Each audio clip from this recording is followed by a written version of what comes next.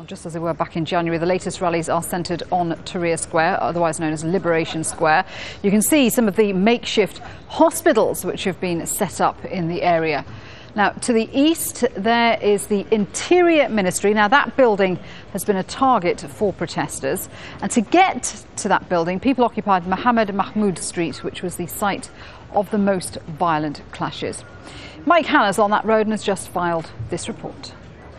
It's along this road that much of the conflict has happened. The reason being, it is the road that leads to the Interior Ministry.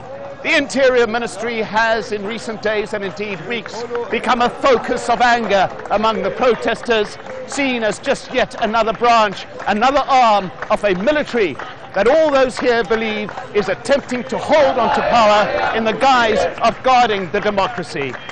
The smell of tear gas still heavy in the air.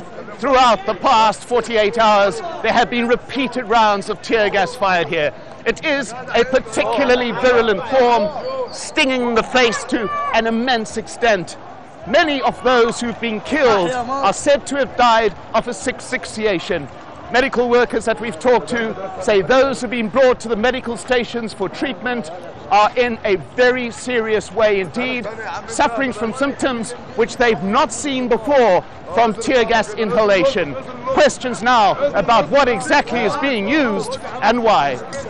These are the front lines while crowds continue to gather on Tahrir Square for what has been billed as yet another million-man march. But one player is not taking part on this day.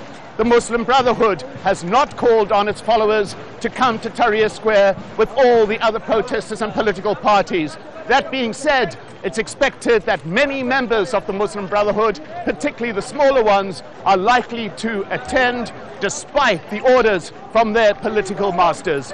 Once again, we see these tear gas canisters that have become a real point of anger. On this particular thing, it is a CS gas, which is made, and I'll show it to you very clearly, is made in the United States. Perhaps part of the military program, the $1 billion military program in which the US supplies Egypt with arms. $5. Ultimately, this is a make or break day in Egypt's democratic process. The elections are supposed to begin in less than 1 week's time. What happens over the next 24 hours could well determine whether the transition to democracy comes to a bitter and final end.